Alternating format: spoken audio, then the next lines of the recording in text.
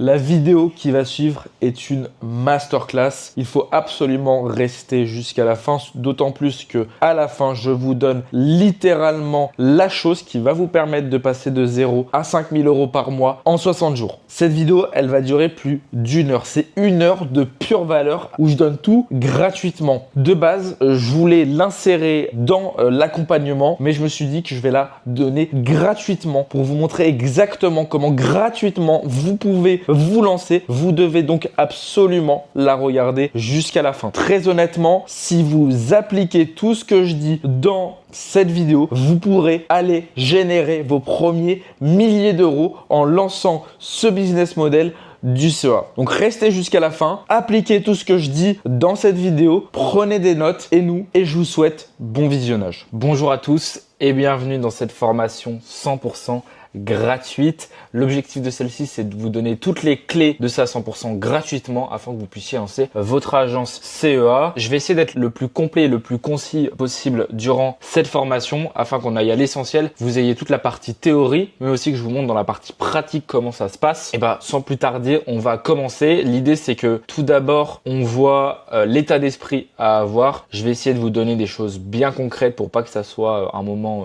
chiant sur cette première partie. Déjà, pendant les 14 jours, il faut avoir une santé irréprochable. Une santé irréprochable, ça passe par quoi? Ça passe par un bon sommeil pour être bien concentré et pouvoir être productif et pas reporter les choses au lendemain ou quoi à cause d'une soirée qui a mal tourné ou d'alcool, de drogue, bref, tout ce que vous voulez. L'idée, c'est que d'avoir 14 jours qui soient 100% concentrés. Une fois que vous vous concentrez, que vous allez être au travail, l'idée, c'est d'avoir zéro distraction. C'est juste essentiel si vous voulez travailler efficacement. Ça sert à rien de travailler 6, 7, 8 heures d'affilée si elles sont improductives. Vaut mieux travailler 2 heures à fond, sans son téléphone, sans toutes les distractions que vous pouvez avoir. Donc, installer un logiciel qui permet de bloquer certains réseaux sociaux ou autres. Moi, je sais que personnellement, j'ai un cadenas avec un minuteur où quand je le mets pendant 2 heures, c'est-à-dire que j'ai plus accès du tout à mon téléphone et donc je peux travailler 2 heures tranquillement sans qu'on me dérange. Donc ça, c'est quelque chose d'hyper important. Ayez zéro distraction et ensuite, ne regardez pas tout avant d'appliquer. Regardez une vidéo et appliquez par la suite et vous allez voir, ça va tout de suite mieux fonctionner. Tout simplement parce que si vous sautez des étapes, directement, si vous regardez tout et derrière, vous les rappliquez à la fin, vous allez avoir oublié la moitié des choses et donc vous n'allez pas appliquer correctement les éléments, les étapes et derrière, vous n'allez pas faire d'argent ou pas réussir à créer une agence qui est rentable. Donc voilà, on va pas prendre plus de temps sur cette partie et on va directement commencer sur le concret, sur le plan d'action. Par quoi on va commencer et par quoi on va finir. La première chose, c'est de savoir qu'est-ce que vous allez vendre, pourquoi vous allez le vendre et à qui vous allez le vendre. Donc ça, c'est toute la partie offre. Je vous montrerai, il y a 2 types d'offres à créer, soit un service unique, soit une offre plus complète avec vraiment un packaging qui a pour but d'aller chercher du résultat chez le client et le service unique, lui, a plus pour but de tout simplement résoudre un problème, un besoin immédiat et d'être rémunéré pour le temps gagné plutôt que par la valeur apportée. Ensuite, la deuxième chose, ça va être de recruter les personnes qui sont compétentes pour faire le service que vous allez vendre ou l'offre que vous allez vendre. Donc, vous allez recruter entre 1 et 10 personnes selon ce que vous faites et selon la taille que vous visez de votre agence. Donc, je vous montrerai absolument tout le process de recrutement que j'ai mis en place et que je mets en place pour recruter des prestataires. Ensuite, une fois que vous avez les personnes qui sont compétentes pour vendre, une fois que vous avez les personnes compétentes pour réaliser le service, il faut savoir comment délivrer un client, c'est-à-dire livrer correctement le service ou l'offre que vous avez promis à votre client. Et ensuite, une fois que vous savez livrer correctement, il va falloir aussi trouver les clients et acquérir correctement les clients pour avoir quelque chose qui est automatique, qui est facile et surtout qu'on puisse chiffrer rapidement. Sans plus tarder, je vais juste faire un rappel sur qu'est-ce que c'est le CEA et on pourra directement attaquer sur la partie offre. Donc petit rappel de qu'est-ce que c'est le CEA. C'est un business qui ne demande aucun argent de départ pour se lancer et aucune compétence technique. Pourquoi aucune compétence technique? Parce que c'est pas vous qui allez réaliser le service, c'est un prestataire compétent comme expliqué durant le plan d'action. Ensuite, pourquoi sans argent? Parce que c'est d'abord le client qui vous paye et ensuite vous payez le prestataire avec l'argent du client. Donc, vous voyez, ces créateurs-là, ils vous vendent tous pour la plupart des business miracles, dropshipping, SMMA, OnlyFans Manager, casino, trading, bref, peu importe, l'influenceur. Mais il y a un business qui les met tous en relation. Ils ont tous un point commun et ce business-là, c'est les produits digitaux et la vente de produits digitaux. La vente de formation, la vente de canal Telegram où vous allez pouvoir copier-coller des trades, voilà, où ils vont prendre des commissions, bref. Peu importe. En gros, l'objectif, c'est de faire une communauté et transformer cette communauté en source de revenus. Donc, comme je vous ai dit, via les formations, l'accompagnement. Et ce qu'il faut comprendre, c'est que le client, pour eux, c'est vous. C'est vous qui allez leur rapporter de l'argent. Et pour la plupart, ils ne font même pas ce qu'ils vendent. C'est-à-dire que, par exemple, si on prend l'exemple de ZK, riche grâce au trading, c'est faux. Il est devenu riche en vous vendant des signaux Telegram qu'il va falloir copier-coller pour devenir riche et gagner de l'argent. Sauf que, en fait, tout simplement, quand vous allez copier les trades sur le broker, donc sur la plateforme où il vous dit de les copier, lui va toucher une commission sur soit vos pertes, soit combien vous avez mis. Bref, en gros, ce qu'il faut comprendre, c'est que ils sont loin d'être les seuls et ils font partie d'un marché qui s'appelle la creator economy, donc l'ensemble des créateurs de contenu qui gagnent de l'argent grâce à leurs vidéos. Il y a différentes méthodes comme expliqué avant. Et ce marché-là de la creator economy, il est en pleine explosion. En 2024, il représentait 7 milliards et d'ici 2030, il va représenter plus de 31 milliards d'euros. Je parle bien d'euros parce que là, les chiffres que vous voyez, c'est juste en France. Et donc, pour tout simplement faire leurs vidéos, ils vont avoir besoin de personnes qui vont les aider, que ce soit pour le montage, que ce soit pour les miniatures, que ce soit pour le copywriting, parce que bien sûr, ils ne font pas tout eux-mêmes. Eux, ils s'occupent d'être devant la caméra, mais derrière la caméra, il y a énormément de gens et ils vont avoir besoin de services pour les aider à créer leurs vidéos. Et donc, c'est grâce à ces services-là qu'on va pouvoir prendre une part de leur gâteau parce qu'ils font énormément d'argent grâce à ça. Et aux États-Unis, il existe un business qui est en train d'exploser, c'est le CEA. Parce qu'aujourd'hui, s'ils veulent faire appel à quelqu'un pour réaliser ces éléments-là, ils vont soit faire appel à une agence. Le problème de l'agence, c'est tout simplement, ils savent super bien délivrer, ils vont faire du super montage vidéo, ils vont faire des super miniatures qui vont avoir des résultats, mais ça coûte extrêmement cher. Sauf que pas tout le monde est numéro 1 du marché et génère des millions d'euros. Et ensuite, la deuxième possibilité, pour ceux qui ont peut-être moins de budget, mais qui veulent avoir aussi un monteur ou autre, c'est les freelances. Le problème des freelances, c'est que leur delivery, elle est pourrie, mais ok, ils sont pas chers. La delivery, donc ce que je vous dis, c'est comment ils vont délivrer le service. Donc c'est soit la qualité qui est horrible, soit il y a tout le temps des retards, soit ce genre de choses. Et en fait, ce modèle qui est en train d'exploser au CEA, pourquoi? Parce qu'il prend le meilleur des deux mondes. C'est-à-dire qu'il va prendre des prix des freelances et la qualité de service d'une agence. Et c'est exactement pour ça que la plupart maintenant des créateurs US se dirigent vers ce type d'agence.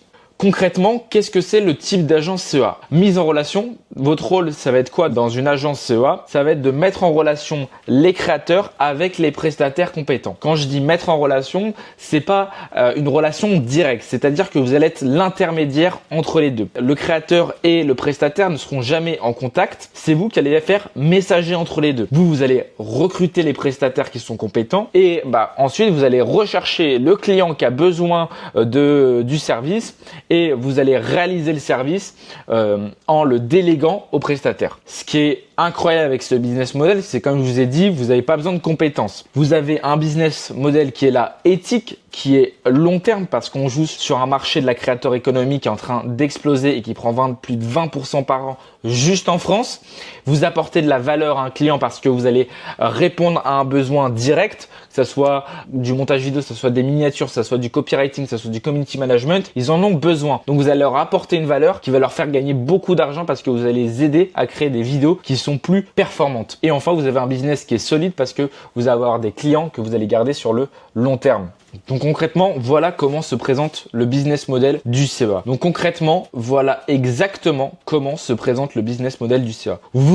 Vous avez un rôle d'intermédiaire comme peut l'avoir Uber ou Airbnb. C'est-à-dire que Uber n'ont pas de chauffeur direct ou de voiture en direct, donc pas la compétence en elle-même. Mais par contre, c'est un intermédiaire qui va mettre en relation un besoin et tout simplement la réponse à ce besoin-là. Et Airbnb, c'est la même chose. Ils n'ont pas directement de logement ou de maison ou d'appartement, mais par contre, c'est la plateforme, c'est l'intermédiaire qui va mettre en relation un besoin et une réponse à ce besoin-là. Et vous allez faire exactement la même chose, mais avec des services. Donc, comme je vous ai dit, vous allez d'abord trouver des clients, trouver des talents, donc les personnes qui vont être compétentes pour réaliser le service que vous allez vendre.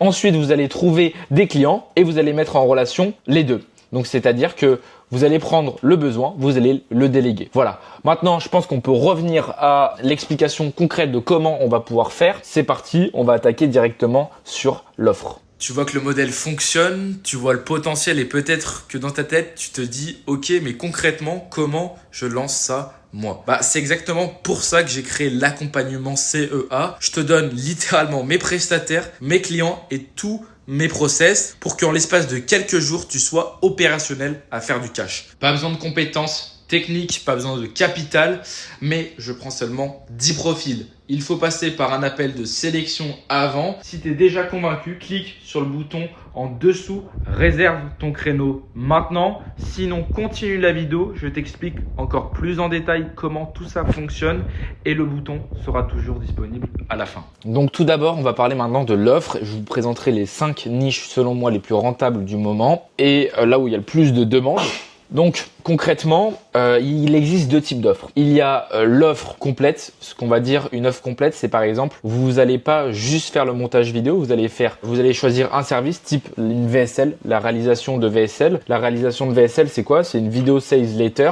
Donc c'est les vidéos de vente qu'on peut retrouver sur les sites des infopreneurs qu'on appelle landing page pour le site, et vous allez faire la vidéo de A à Z. C'est-à-dire que vous allez faire le script, vous allez lui donner toutes les clés pour qu'il fasse le tournage. Donc soit vous allez potentiellement booker le studio de podcast ou vous allez potentiellement aussi filmer pour lui ou lui faire une formation pour qu'il apprenne à se filmer seul. Ensuite, une fois qu'il a tourné, vous allez faire le montage et vous allez ensuite faire la publication sur la landing page avec potentiellement un logiciel prêt pour pouvoir capter toute la data sur la VSL. Bref, vous allez packager quelque chose pour que vous maîtrisez de A à Z le résultat. Parce que imaginons que vous promettez que cette VSL va leur apporter 50 000 €, mais vous fassiez que le montage. Si le script est pourri, si la façon de filmer elle est pourrie et si elle est mal hébergée correctement, directement, vous n'allez pas pouvoir contrôler toute la chaîne en elle-même et donc vous n'allez pas pouvoir promettre un résultat très concret et mesurable. Mais d'un autre côté, vous avez aussi la possibilité de vendre un service unique sur la chaîne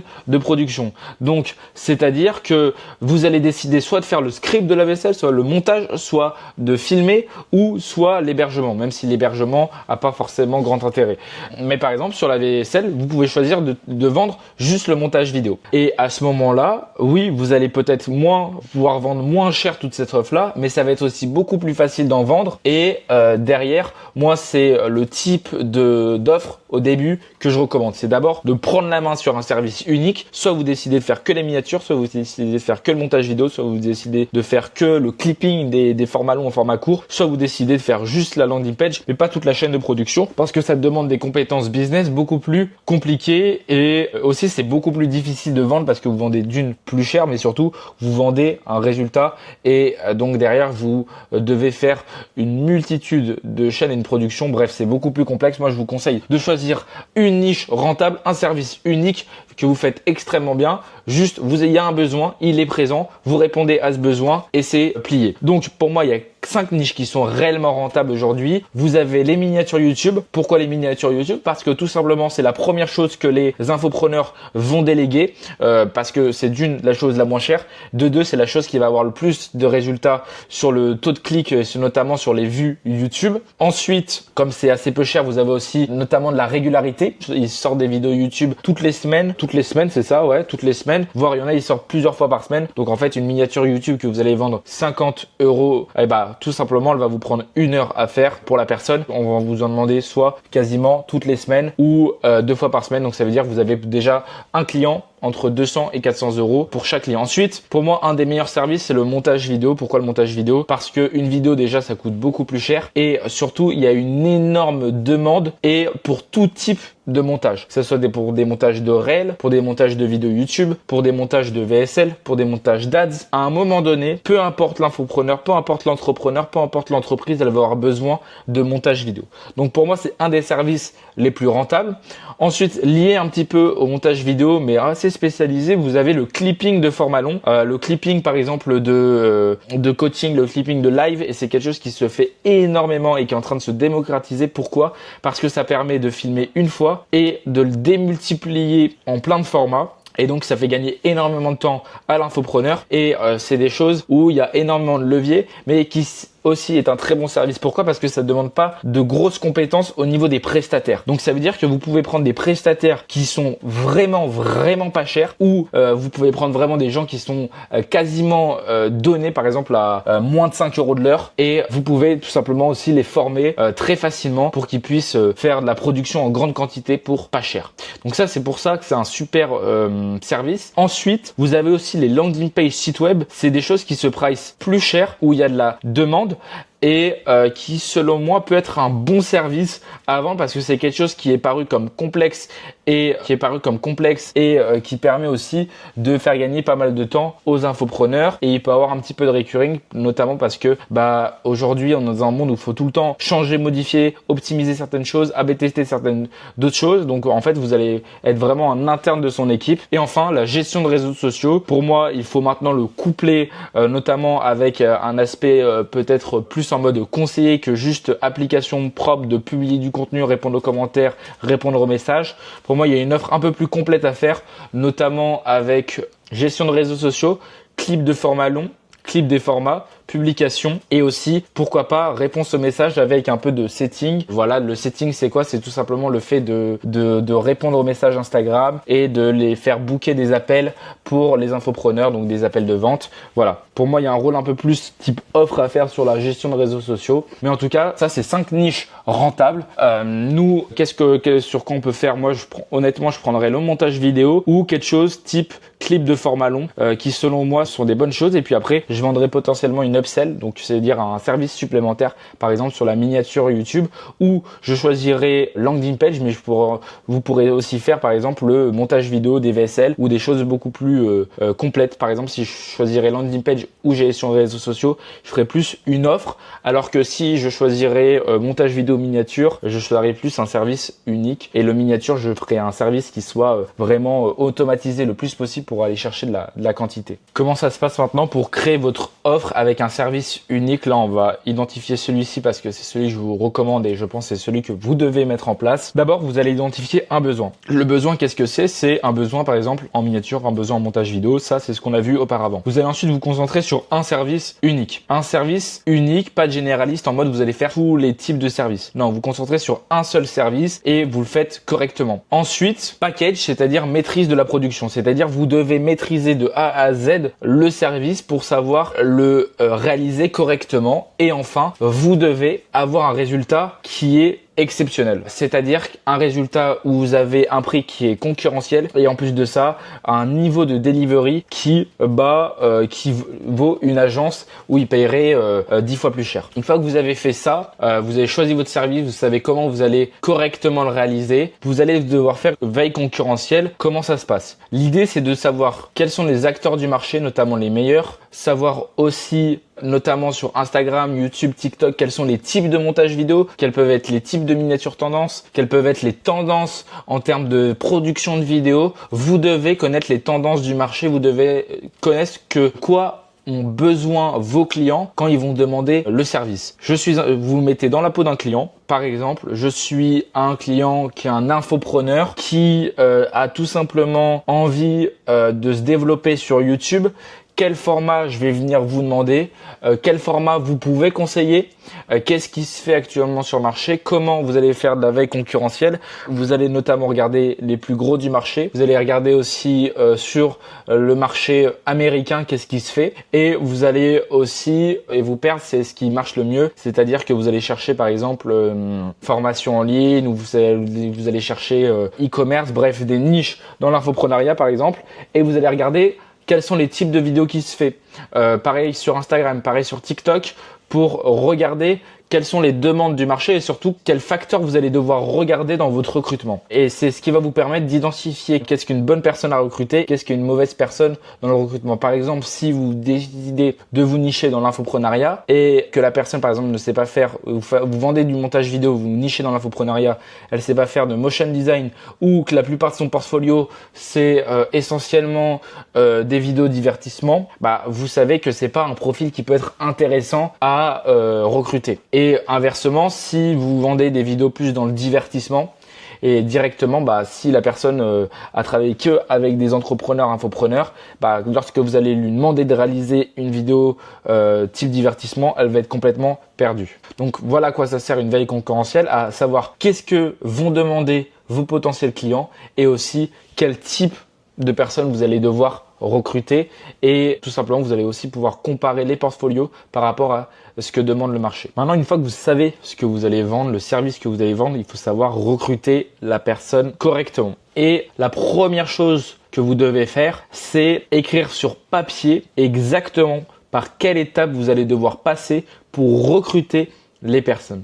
Et vous devez viser 50 profils qui sont intéressés par votre offre, 20 qui sont présélectionnés, 10 qui sont testés pour avoir 5 personnes qui sont réellement recrutées et compétentes. Ça veut dire, de manière générale, vous allez avoir 10% des profils qui sont intéressés que vous allez réellement pouvoir recruter et qui vont être 100% compétents pour faire le service. C'est-à-dire que si vous avez 10 profils intéressés, à la fin, vous aurez sûrement un profil qui sera bon. Au début, moi, je vous conseille d'avoir 5 A-players recrutés. Pourquoi? Parce que dans ce 5 A-players, après, on va refaire un tri sur la crème de la crème pour se concentrer sur 2 ou 3. Et avec ces 2 ou 3, vous allez vraiment pouvoir débiter à donf et leur faire 100% confiance. Donc, personnellement, c'est ce que je vous conseille. C'est viser le maximum de profils intéressés par votre offre pour à la fin recruter, faire un premier recrutement. D'après ce premier recrutement et d'après les premières expériences, allez viser un resserrement des équipes pour vous concentrer seulement sur les meilleurs. Donc, quelles sont les étapes? La première chose, c'est que vous devez préparer votre campagne. Là, c'est ce qu'on est en train de faire, savoir où est-ce que vous allez les recruter. Ensuite, comment vous allez les recruter. Le comment, c'est le process de par quelle étape ils doivent passer pour finir à la fin, dans la fin du funnel de recrutement et se dire ce profil il est bon, il est recruté. Et ensuite comment vous allez les onboarder, c'est-à-dire comment vous les intégrez correctement à votre agence. Il faut savoir que c'est pas grave s'ils n'ont pas de mission directement. Ce sont des freelances, ils travaillent aussi avec d'autres personnes. Ce sont pas des employés, c'est-à-dire qu'ils ne dépendent pas de vous. Et ensuite, ils vont gagner votre confiance au fur et à mesure que vous allez leur ramener des clients. Alors, où est-ce qu'on va aller recruter ces personnes?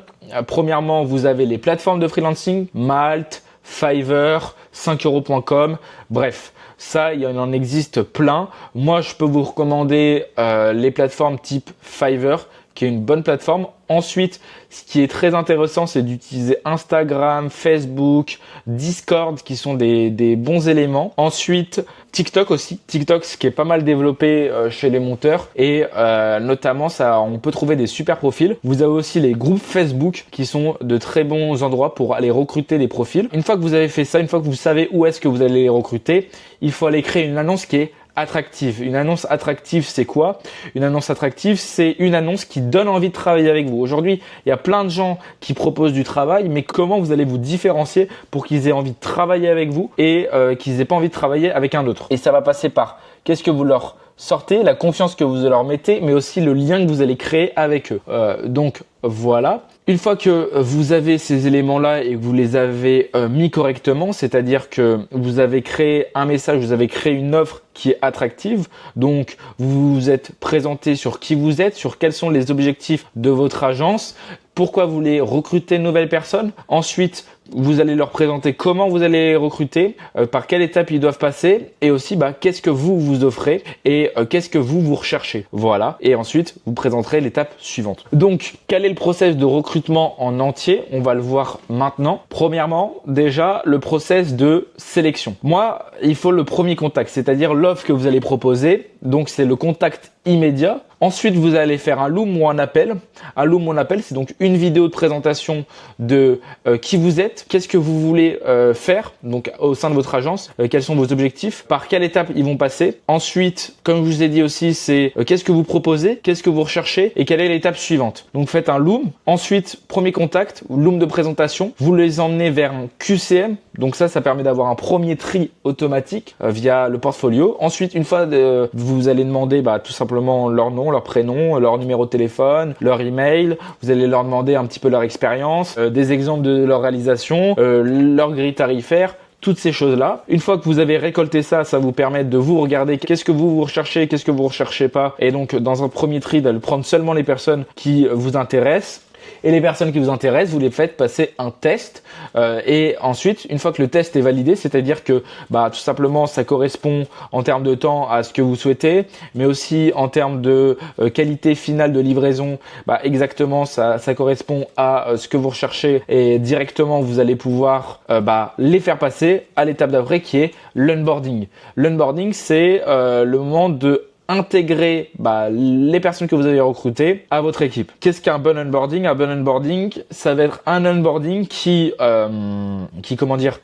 déjà explique exactement comment vous fonctionnez de A à Z pour qu'ils s'imprègnent, que ce soit vos outils, votre manière de faire, quelles sont les exigences que vous allez regarder, potentiellement aussi les règles que vous êtes fixées, notamment ça peut être des pénalités s'ils ne respectent pas certaines choses, des bonus s'ils les respectent très bien, s'ils dépassent la demande, toutes ces choses-là. C'est des choses qu'il faut leur donner toutes les informations dès le début sur comment vous fonctionnez de A à Z. Vraiment, c'est le plus important, c'est qu'ils comprennent comment vous fonctionnez. L'onboarding, ce que je vous conseille, c'est de mélanger des vidéos, mais aussi des appels pour créer un lien avec eux, un premier lien. Les appels, c'est extrêmement important parce que c'est peut-être plus redondant, plus chiant, mais le lien est beaucoup plus fort. Et il faut savoir que la plupart des agences qui recrutent ces personnes-là ou les freelances vont les faire directement, vont juste leur donner des ordres.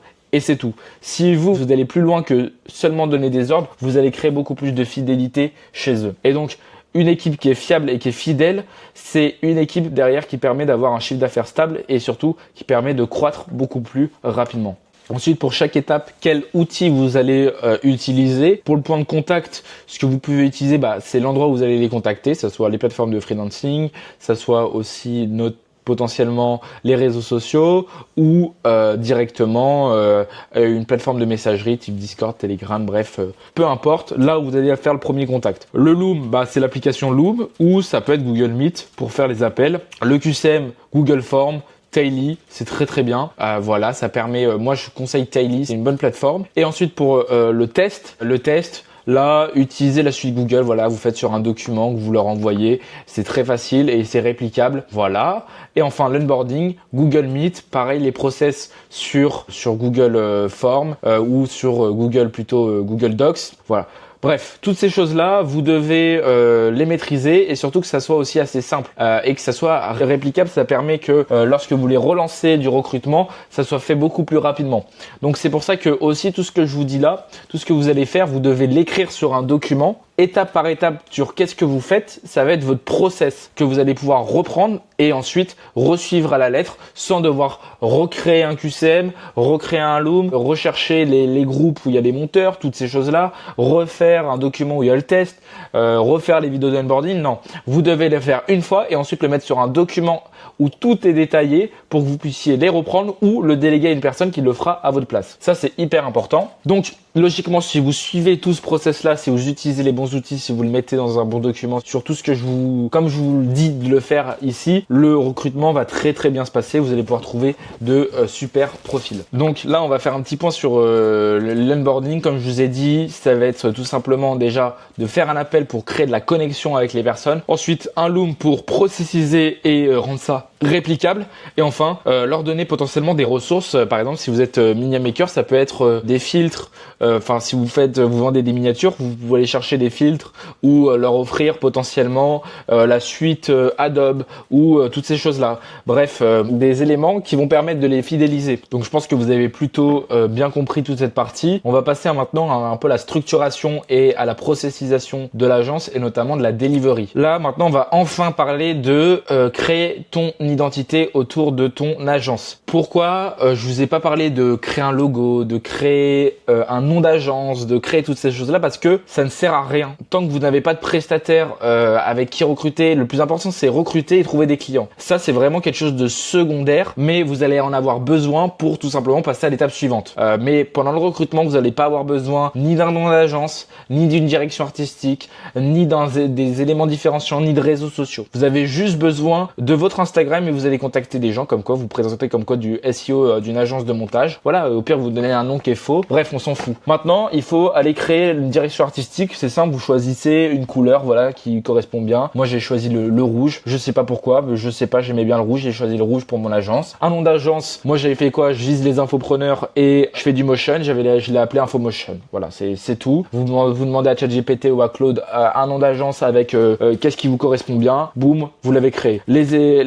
Ensuite, la direction artistique, vous avez fait durant votre première étape avec la veille concurrentielle. Vous avez regardé des agences qui fonctionnent bien, notamment aux États-Unis ou tout ça. Reprenez la même identité potentiellement, parce que si elle est là, c'est qu'ils ont déjà travaillé le truc, c'est déjà propre. Vous prenez, vous répliquez. Ensuite, pour pouvoir recréer votre identité, vous utilisez Canva. C'est très très bien. Vous pouvez absolument tout faire sur Canva. C'est très facile. Vous compliquez pas plus la tâche. Vous utilisez Canva. Voilà. Ensuite, pour un logo, vous décrivez votre service et vous décrivez votre direction artistique à ChatGPT. Vous lui donnez aussi potentiellement la direction artistique de l'agence américaine sur laquelle vous vous inspirez et il va vous donner un top logo. Voilà. Ensuite, au niveau des éléments différenciants, ça va être un élément important. Qu'est-ce qui fait que on va aller voir votre agence plutôt qu'une autre? C'est très simple. Ça peut être notamment souvent identifier un problème et répondre parfaitement à ce problème. Par exemple, si aujourd'hui vous identifiez un problème chez les minimakers qui rendent tout le temps en retard les miniatures, votre élément différenciant, vous allez dire aujourd'hui moi je crée des miniatures, mais il y a une garantie sur le fait que tu la rends à l'heure ou sinon tu l'as gratuite ou quelque chose comme ça. L'objectif c'est de trouver un problème chez les autres freelances, les autres agences ou autres qui tout simplement est récurrent et identifier ce problème et le régler en proposant quelque chose, une garantie sur cette problématique. Si je prends d'autres exemples, c'est sur le montage vidéo, on refait ta vidéo tant que tu n'es pas satisfait. Comme ça, on est sûr que la qualité te convient de la vidéo. Ça peut être de ce genre de choses. Et ensuite, pourquoi vous allez proposer quelque chose comme ça? Parce que vous avez recruté des prestataires qui sont ultra bons et vous avez petit à petit renforcé vos équipes pour qu'ils vous font confiance et qu'ils donnent tous à 200% pour votre agence. Et comme là-dessus, ça assurera 90% de vos prestations vont bien se passer. Et le 10%, vous allez forcément trouver une solution derrière pour resatisfaire le client. Et en fait, ça va juste tout éclater grâce à cet élément différenciant où vous avez identifié un problème. Le client qui a l'habitude de minimakers qui sont en retard, il va lire ça sur votre site ou sur votre Instagram ou sur votre Facebook, il va se dire putain, moi ils sont tout le temps en retard. Lui, c'est marqué qu'il est jamais en retard et en plus il y a une garantie. Bon écoute, je vais aller le contacter ou en plus de ça, il règle mon problème.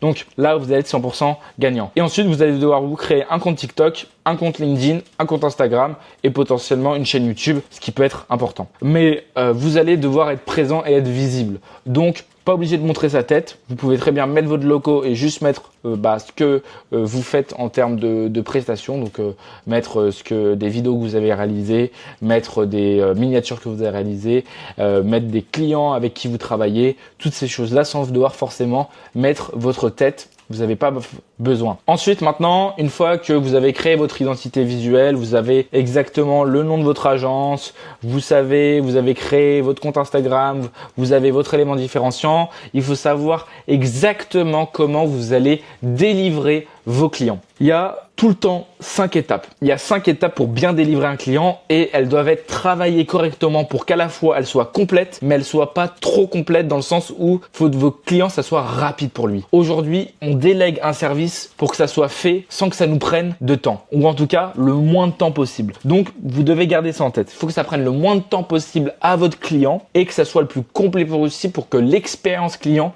soit au rendez-vous. Comment on fait pour que ça prenne le moins d'énergie, le moins de temps possible? Il faut réduire la friction. Comment on réduit la friction? Éviter d'utiliser des logiciels complexes. Utiliser les logiciels que utilisent déjà vos clients. Par exemple, discuter sur WhatsApp. Discuter sur WhatsApp, tout le monde a WhatsApp. Personne n'a pas WhatsApp qui travaille par exemple dans le business ou quoi. Tout le monde utilise WhatsApp. Donc, utilisez WhatsApp. Ensuite, utilisez par exemple la suite Google. La suite Google, tout le monde a déjà créé un Google Docs. Tout le monde a déjà ouvert un Drive. Toutes ces choses-là, c'est des choses qui sont extrêmement simples. Et s'il y a un logiciel qui sort des habitudes de vos clients, vous devez faire un mini tuto de 30 secondes à 1 minute maximum pour expliquer comment ça fonctionne. Par exemple, avec mon agence, j'utilise Frame.io pour les retours. Frame.io, Frame.io. J'ai fait un tuto de 1 minute pour montrer aux clients. Pourtant, c'est un logiciel extrêmement simple. Il pourrait s'en sortir tout seul, mais j'ai quand même fait un tuto d'1 minute qu'on envoie en même temps qu'envoyer le retour, l'AV1 au client. Tout simplement où on explique comment le logiciel fonctionne. C'est tout. Ça dure 1 minute. S'il galère, il peut regarder le logiciel et derrière après, c'est réglé. Voilà. Et derrière, pourquoi j'utilise ce logiciel? Parce qu'il permet de baisser la friction. Notamment s'il faisait par exemple ses retours sur Google ou il faisait ses retours sur WhatsApp, on allait plus s'en sortir dans tout simplement dans le suivi des retours. Ça permet donc de baisser la friction en tout simplement aussi en facilitant les retours. Voilà. Il y a 5 étapes, je vais revenir aux 5 étapes. Le premier, c'est l'onboarding. L'onboarding, c'est une fois que le client est signé, c'est la première chose que va voir votre client. Nous, par exemple, on va souvent signer un client sur Instagram ou autre. Donc, il nous dit, vas-y, let's go, on travaille avec vous. Le client, qu'est-ce qu'il va faire? Il va recevoir un message de bienvenue. Ensuite, il va recevoir son drive associé à ses projets. Dans ce drive, il pourra insérer ses ressources, il pourra voir sa facture et il pourra voir la version finale. C'est tout. Et on lui présente le drive, exactement ça. Donc, il arrive, c'est pro, message de bienvenue, on lui envoie son drive associé et derrière, il peut directement nous envoyer les ressources facilement. Ensuite, une fois qu'on a récolté les informations pour réaliser la prestation, donc que ça soit on a les rushs ou que ça soit on a les consignes, nous de notre côté, on va faire une fiche récapitulative au prestataire qu'on va envoyer. Une fois qu'on a fait cette fiche récapitulative qui a toutes les consignes avec toutes les ressources dont il a besoin pour réaliser le service, à ce moment-là, on va lancer la production et faire un suivi au client. Comment on fait un suivi au client? Tout simplement, on le tient au courant de comment ça se passe, s'il y a des problèmes, s'il y a des questions et si tout sera bien à l'heure et tout serait bien carré. Voilà, c'est tout.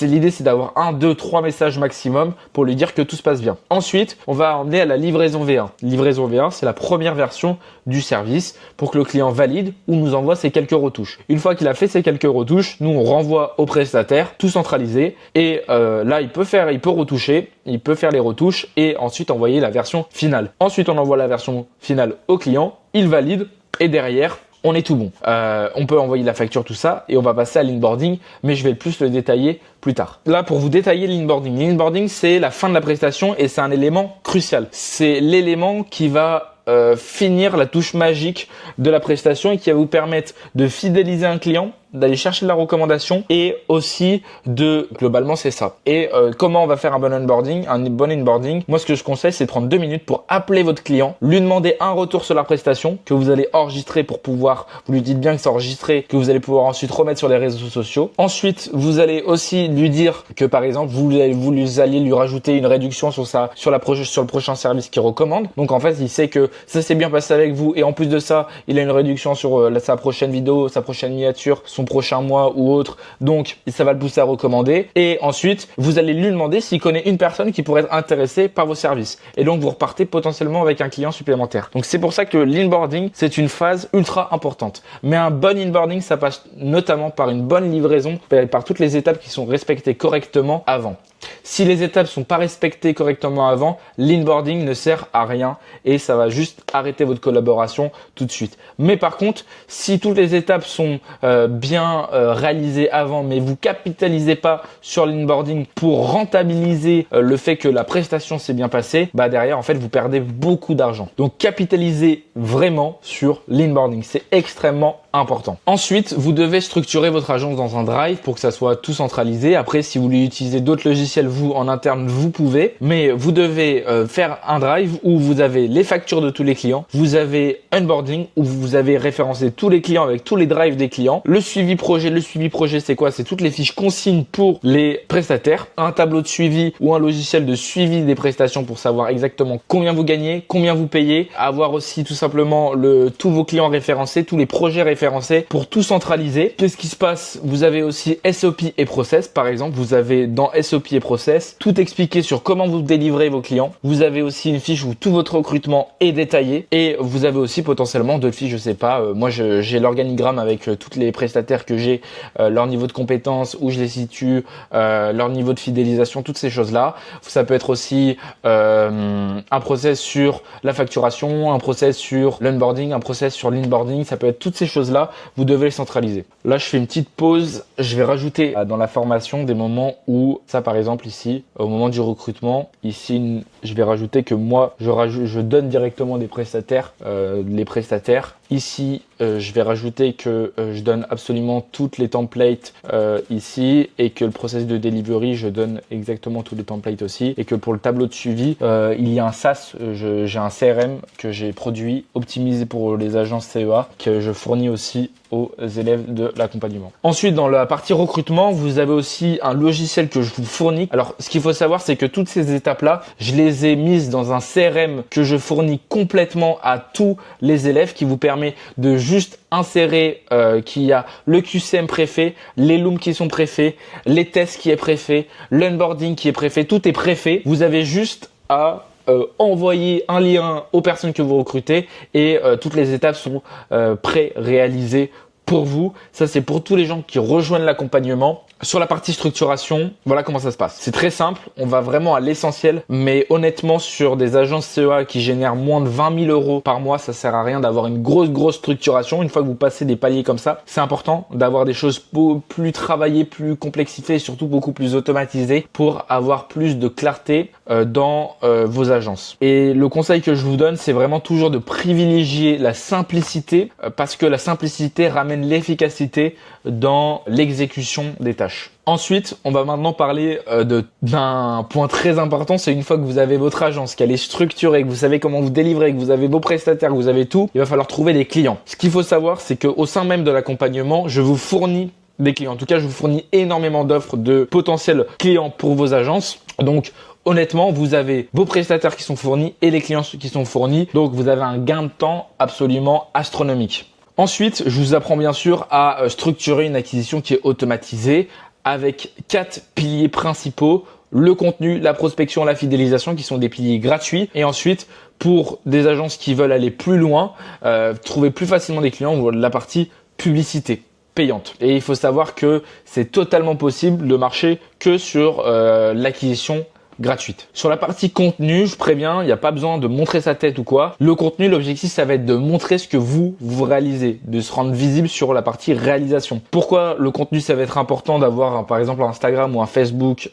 bien chargé, notamment parce que lorsque vous allez prospecter, vous allez pouvoir directement, la personne va cliquer sur votre profil et va voir vos réalisations sans qu'il y ait un portfolio, un machin, un bidule qui va rajouter de la friction. Imaginons il marche pas ou que les vidéos se lancent pas correctement, alors que là, il est direct sur la plateforme, il clique sur votre profil, il a tout le contenu que vous réalisez, tout le travail que vous faites. Ensuite, la fidélisation, c'est sur une fois que vous avez un client, l'idée c'est de garder ce client-là et faire en sorte qu'il vous recommande. Donc là-dessus, c'est faites en sorte que on rachète chez vous et qu'on vous recommande. La partie prospection, je vais la détailler plus en profondeur après, et la partie contenu, pareil. Et la partie publicité aussi, je vous détaillerai tout ça et aussi un plan d'action pour vraiment aller chercher vos premiers 1000, 3000 et 5000 euros. Ce qu'il est important de savoir aussi, c'est que dans l'accompagnement, vous avez des coachings en direct, c'est-à-dire vous êtes en appel avec moi et on fait les choses ensemble. Par exemple, sur la partie recrutement ou sur la partie acquisition, on va mettre les choses ensemble, on va recruter ensemble pour que vous puissiez faire les choses correctement et surtout que vous puissiez avancer dans la bonne voie beaucoup plus rapidement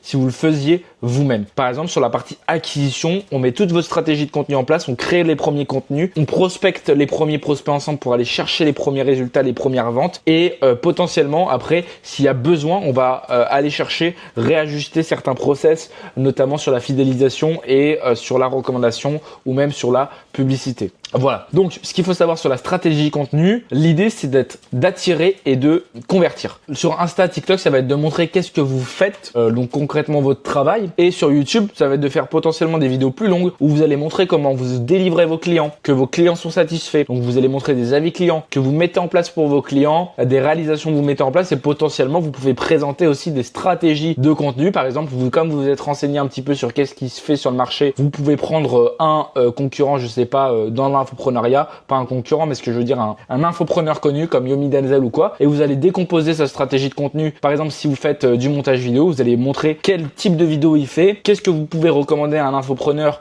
make money, donc c'est-à-dire que généraliste dans les personnes c'est-à-dire qui va viser plutôt des débutants dans le business qui veulent lancer un premier business. Vous allez montrer un petit peu quel type de vidéo il fait, pourquoi il le fait, ces choses-là. Donc comment vous allez vous éduquer là-dessus, vous regardez des tutos vidéo YouTube ou sinon vous pouvez aussi demander très bien à l'IA, il sait détailler ces choses-là sans aucun problème. Ça permet quoi? De d'abord montrer que votre travail il est de qualité et en plus vous connaissez ce que vous vendez. Donc c'est comme ça qu'on convertit un client, c'est on l'attire, il aime notre travail et on lui montre qu'on est expert et qu'on peut nous faire confiance. Voilà. Honnêtement, sur la stratégie de contenu, c'est ces deux choses-là qui sont très importantes. Ensuite, bien sûr, c'est vous êtes dans des choses, d'avoir un Instagram qui est quand même un minimum travaillé avec une bonne biographie, une photo de profil qui est travaillée notamment parce que ça va nous servir pour la prospection. L'objectif derrière la stratégie de contenu, c'est pas de faire beaucoup de vues. L'idée, c'est de faire des choses qui sont propres pour pouvoir, quand vous allez prospecter, rediriger. Il faut vraiment que toutes les stratégies travaillent ensemble et pas indépendamment. Comment on construit un bon premier message? Déjà, en prémisse, je voudrais vous dire que la prospection, c'est redondant, c'est chiant et il y a qu'un seul truc qui marche, c'est la quantité. La quantité mélangée à un minimum de qualité et de personnalisation. Comment structurer un bon message de prospection? Ensuite, premièrement, c'est un compliment. Pas un compliment en mode « ouais, j'adore ton compte ». Ça, c'est un compliment de merde. Vous allez prendre une vidéo YouTube, vous allez identifier un moment qui peut être intéressant. Ouais, ton conseil dans cette vidéo-là, il est vraiment top, je l'ai appliqué, j'ai eu tel résultat. Et là, après, vous pouvez faire, mais c'est dommage que le son marche pas super bien. Si tu veux, je te conseille ça. Est-ce que tu as déjà réfléchi à prendre un monteur? Ce genre de choses. L'idée, c'est de passer du compliment à, regarde, tu pourrais t'apporter une valeur supplémentaire et est-ce que tu pourrais être intéressé par du service? Si tu peux être intéressé, là, mettre un appel à l'action, on peut s'appeler 5 minutes ou si tu veux, on peut en discuter ensemble par message. Ce qu'il faut savoir, c'est que si vous les contactez et ils n'ont pas besoin de vous, ils vont pas vous répondre. Pour la plupart, ça se passe comme ça parce que tout simplement, aujourd'hui, ils sont tout le temps prospectés, tout ça, et soyez original. Si vous prenez ou vous pouvez décomposer aussi, pas le faire en un message entier, vous pouvez tester, par exemple, lui faire un compliment sur une story. Ensuite, derrière, il va vous répondre. Vous pouvez faire direct, ok, ouais, ça serait top. Je suis allé voir ta dernière vidéo. Là, à la fin, très très cool le vlog. Est-ce que tu as un monteur pour ton vlog? Pas obligé de forcément faire un truc compliqué. Ensuite, il a pas de monteur. Est-ce que ça t'intéresserait mes services? Si tu veux, on peut en discuter. Bam, point. Vous le complimentez, ça veut dire que vous personnalisez un petit peu la chose. Ensuite, vous prenez un point d'ancrage dans le sens où vous allez demander s'il a un monteur vidéo ou non. Est-ce qu'il en a besoin? Oui, non. Oui, il en a besoin. On discute de ce qu'on peut faire ensemble. Point. Et vous faites de la quantité avec de la qualité. La qualité, elle se passe sur le compliment. Et après, ça peut être du généraliste. Voilà. Donc, la personnalisation se passe sur le compliment. Et après, le reste, ça reste généraliste. C'est est-ce qu'ils ont besoin de moi? Oui, non. S'ils n'ont pas besoin de vous, dans tous les cas, soit ils vous répondent pas, soit ils vous répondent et ils vous le disent et après vous vous demandez s'ils ont besoin de vos services, vous dites non, point, final, finito. En termes de prospection, ce qu'il faut savoir, il n'y a rien de compliqué, c'est juste faire de la quantité, voir ce qui fonctionne, voir potentiellement quelle niche. Je sais que par exemple dans le montage vidéo, en ce moment une niche qui fonctionne bien, c'est l'immobilier. Il y a pas mal de demandes sur du montage vidéo. Ensuite, dans les miniatures, je sais que c'est peut-être plus intéressant d'aller viser des infopreneurs qui n'ont pas encore beaucoup de miniatures, pas encore beaucoup d'abonnés, 400, 300 abonnés, parce qu'ils vont passer à l'étape de je vais demander une miniature parce que je peux aller chercher plus de vues, ils ont sûrement déjà eu des ventes grâce à leur contenu, s'ils ont 300, 400 abonnés, même sans abonnés, c'est vraiment la première chose qu'ils vont aller chercher, des miniatures. Donc j'irai aller plutôt viser et chercher ces gens-là et les contacter. Je vais pas aller contacter, si je vends des miniatures YouTube, des mecs sur Instagram où ils ont pas de chaîne YouTube. Vous voyez un petit peu la logique. Après vous pouvez tester certaines niches. Par exemple, si vous voyez des mecs qui font des vidéos 100% authentiques, c'est rien d'aller lui proposer des miniatures. Mais par contre, si vous voyez qu'il aller dans une niche où c'est plus travaillé, où il va viser plutôt à aller faire de la quantité en termes de vues, bah là, ça peut être intéressant de lui proposer vos services de miniature. Voilà. Ensuite, si par exemple un infopreneur, vous voyez, il fait souvent des vlogs, vous voyez que vous pouvez faire mieux et qu'il a déjà un monteur, ne pas hésiter à le contacter parce qu'il y a beaucoup aussi d'entrepreneurs qui sont insatisfaits de leurs prestataires et donc ils pourraient changer ou faire appel à vous pour tester de nouveau, voir si vous pouvez faire mieux, voir si vous délivrez mieux, toutes ces choses-là. Donc, s'il y a déjà un monteur, ne pas hésiter à quand même contacter. J'ai vu que tu avais ce montage-là. Si tu veux, je pense que je pourrais apporter quelque chose supplémentaire ou lui demander quel prix paye son montage et lui faire une offre moins chère. Voilà, ne pas hésiter à faire ce genre de choses. Ensuite, sur la partie fidélisation, je reviens sur l'inboarding. Comme je vous ai dit, faites un appel de 2 minutes qui se structure sur un avis client. Vous allez récolter qu'est-ce que vous avez bien fait, qu'est-ce que vous avez mal fait pour vous améliorer. Ensuite, sur la fidélisation, vous allez lui proposer quelque chose soit de gratuit, soit lui proposer une réduction sur une prochaine prestation. Moi, je sais que au tout début, pour fidéliser mes clients, avec Léa, ça fait de super miniatures. Je leur offrais une miniature, même s'ils ne l'utilisaient pas, ça marche très bien. Ou si vous faites du montage vidéo, vous pouvez tout simplement leur faire un reel de vlog. Vous proposez 3-4 reels gratuits, offert comme ça, ou ça peut être aussi potentiellement si vous n'avez pas les capacités de pouvoir faire un reel ou quoi assez facilement, vous pouvez lui proposer une réduction sur la prochaine vidéo. Ensuite, vous pouvez aussi pousser à la recommandation en lui demandant s'il connaît dans son entourage une personne qui pourrait être intéressée par vos services, vous lui demandez le contact ou tout simplement vous pouvez aussi lui dire que si il vous recommande, il pourrait avoir une réduction sur sa prochaine vidéo ou que la personne recommandée a une réduction. Bref, vous trouvez un petit système qui est avantageux, gagnant-gagnant. Il vous ramène un client, il a une réduction ou il vous ramène un client, vous lui offrez une miniature ou vous lui offrez des réels. Bref, trouver un élément qui le pousse à vous recommander plutôt qu'un autre et en plus de ça, derrière, parce qu'il va être gagnant. Et aujourd'hui, si vous avez des clients qui sont fidèles, qui restent, plus des clients qui vous recommandent, vous avez pour la plupart une agence qui est stable et qui va croître de manière vraiment saine. C'est-à-dire que les clients recommandés, ça va être des bons clients qui vont rester, qui vont recommander, ainsi de suite, et il va avoir un super effet cumulé.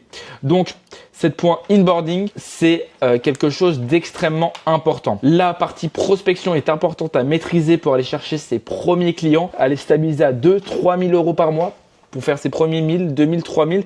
Et ensuite, pour aller chercher 3000 stables, plus aller chercher 5000, l'inboarding, s'il est maîtrisé, ça sera fait de manière très facilement. Ce sera la suite réellement logique. Et ensuite, on va parler de la publicité. La publicité, ça va pour aller au-delà des 5 000 euros par mois. La publicité, ça va être le moyen le plus simple de trouver des clients une fois que vous chiffrez déjà. Pourquoi ? Parce que si vous lancez de la publicité mais vous n'avez pas de budget, ça va prendre énormément de temps à savoir qu'est-ce qui fonctionne, qu'est-ce qui fonctionne pas. Ensuite, vous devez aussi avoir maîtrisé quels sont les besoins concrets, les problématiques concrètes de votre avatar client, donc de vos clients, pour pouvoir le mettre en avant. Et aussi, vous devez avoir de la proof et surtout, tout simplement avoir du budget à mettre dedans.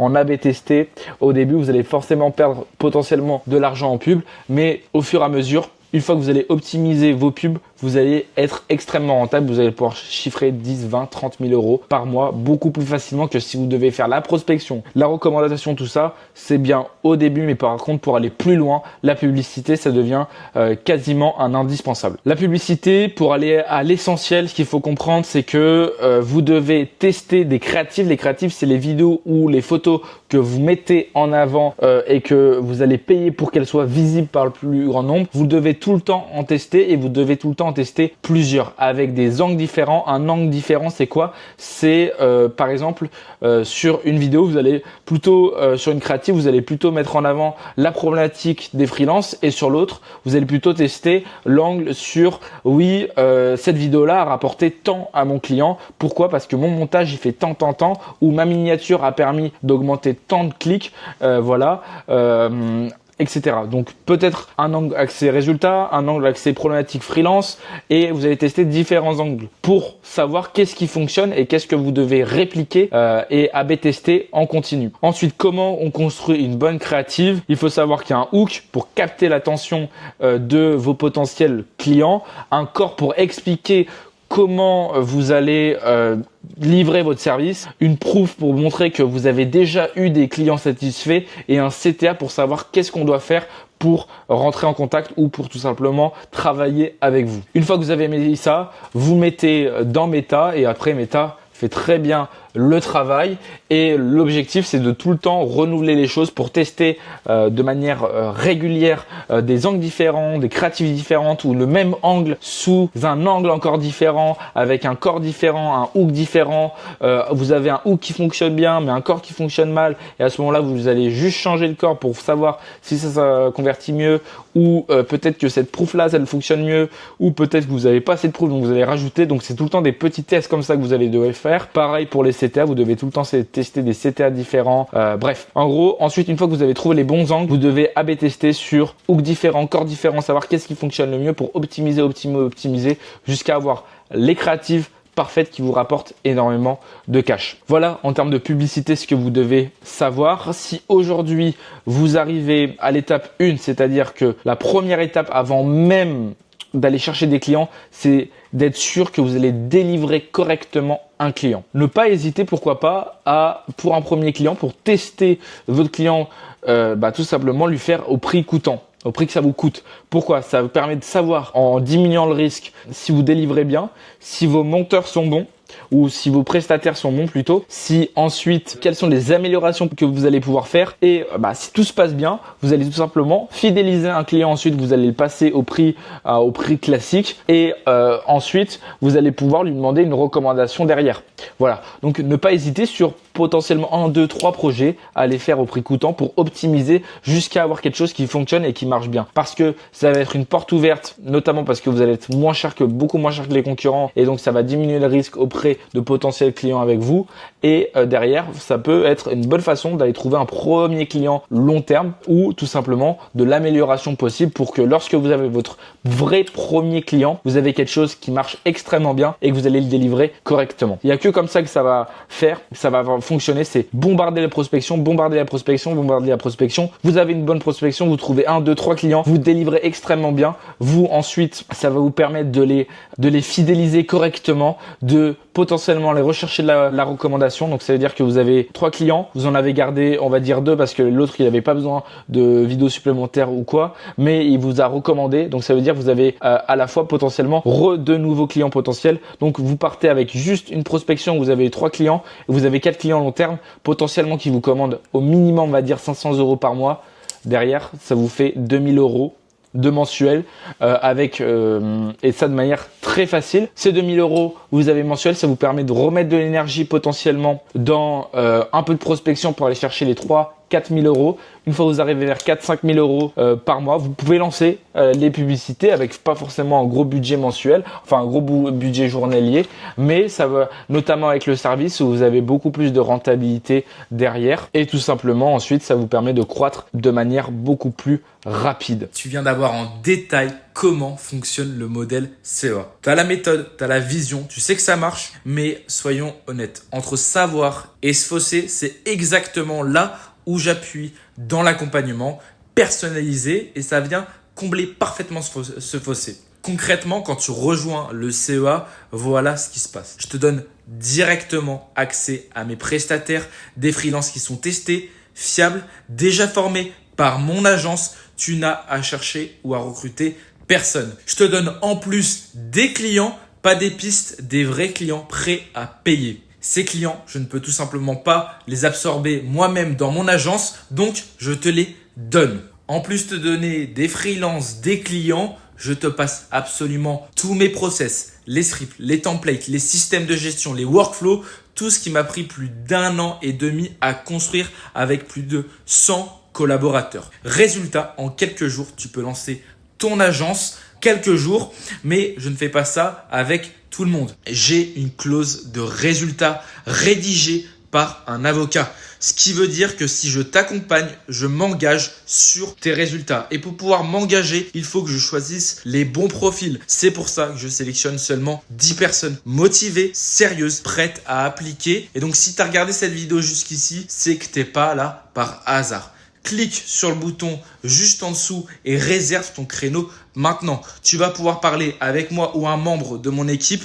On va voir ensemble où tu en es, ce que tu veux construire et surtout si je peux te faire une place. Mais ne traîne pas, les places partent vite et une fois les 10 profils sélectionnés, les portes ferment et il sera plus possible d'y rentrer. Alors réserve ton appel dès maintenant.